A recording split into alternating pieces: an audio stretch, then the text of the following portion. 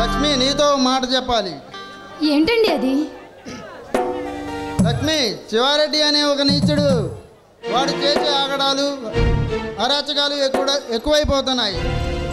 అందుకే వాడికి ఎలక్షన్లో పోటీగా నిలబడి వాడిని ఓడించాలి. ఏమండి, శివారెడ్డి అసలే మంచివాడు కాదండి. వాడికి పోటీగా నాకెందుకో భయంగా ఉందండి. నోరుమాయ్, నువ్వేనా ఈ సీమలో పుట్టి నువ్వేనా ఇలా మాట్లాడుతుంది? నాకే పిరికి మందు పోస్తావా? అది కాదండి.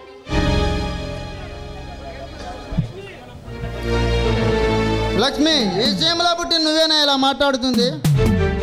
ప్రాణానికి ప్రాణంగా పెంచిన నా తండ్రి సావుకు కారణమైన ఆ శివారెడ్డి గారిని ఈ ఆయుధంతోనే ఓడిస్తా. ఏమండి, అది కాదండి. మీకు ఏదైనా జరుగుతుందనని నాకు భయంగా ఉందండి.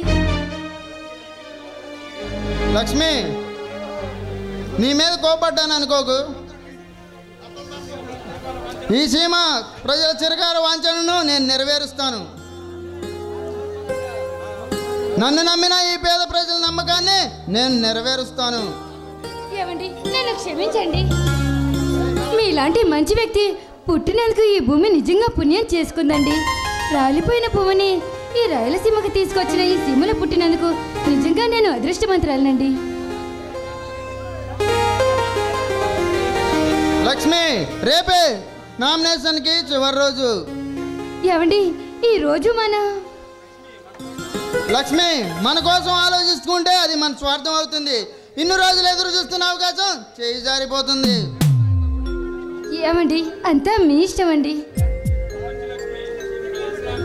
మా మంచి లక్ష్మి, నా అనురాగ దేవతవు. మీతో నా అనుబంధం ఎప్పటికీ మర్చిపోలేను.